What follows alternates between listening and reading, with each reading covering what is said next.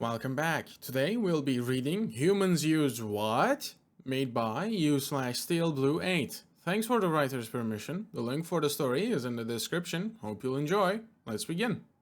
You use what kind of engines? Cries a second disaster response commissioner in a shocked and deeply confused tone. The haphazardly dressed human at one end of the table nods in response to that shout. I'm not joking. We find them cheaper and more reliable. They simply have less parts.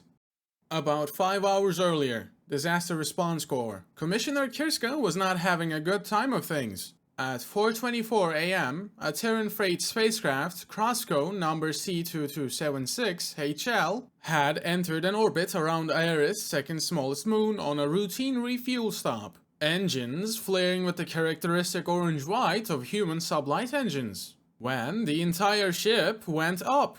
A violent blast shredding the blocky freight vessel into orbital debris that was now raining down on the barren rock below. Almost immediately, the finely tuned machinery of the Disaster Response Corps sprung into action, and the Vulpine Commissioner had been dragged out of a comfortable sleep and straight into the offices. Within an hour, an investigation team assembled and went underway with Kirska as the leader.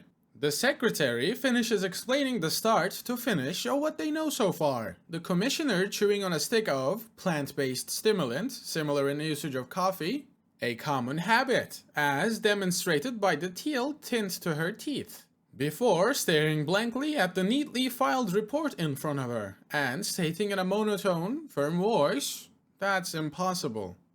Before the unfortunate secretary, even less pleased to be here than she is, can answer. She continues, "You tell me the first response team thinks the explosion started in the engines and moved up the ship.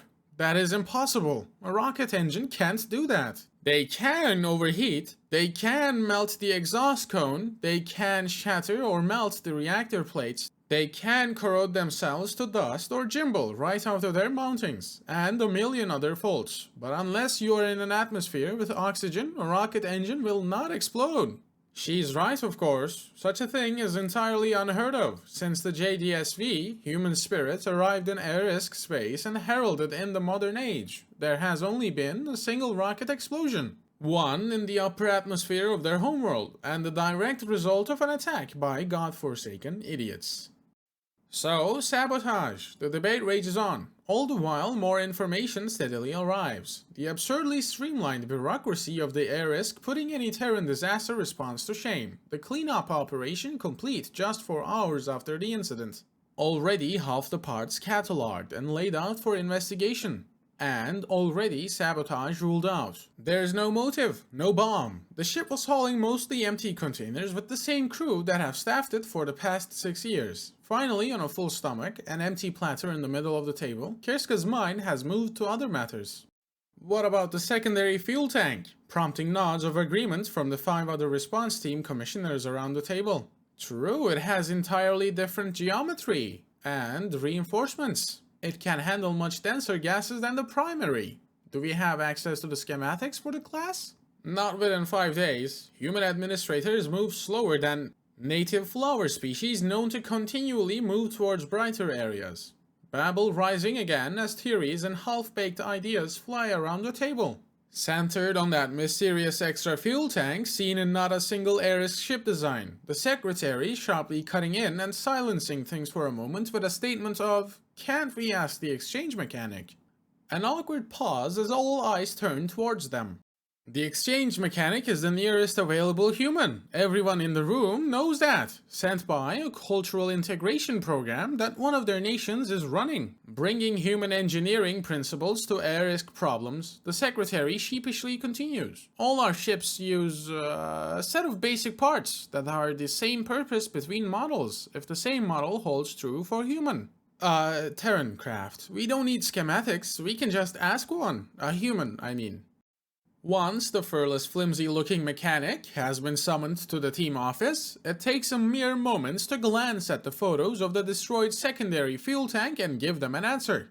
It says right there on that warning sign, that's the oxidizer tank. It takes a bit more probing from the officials, and an incredulous amount of, "You use what kind of engines?" before they can decipher what the tired human means.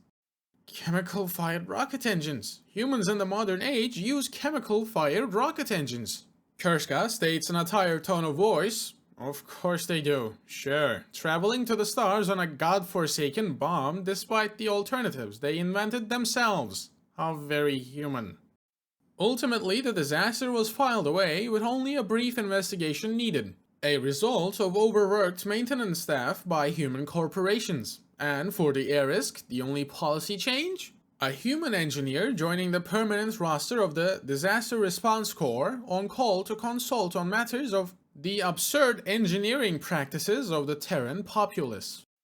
Translator's note: while the term translates most easily as godforsaken, it is analogous with barbarous, uncivilized, or anti-science, and most literally translates as outside the domain of advancement, advancement being both the term as used in English and the name of one of their deities.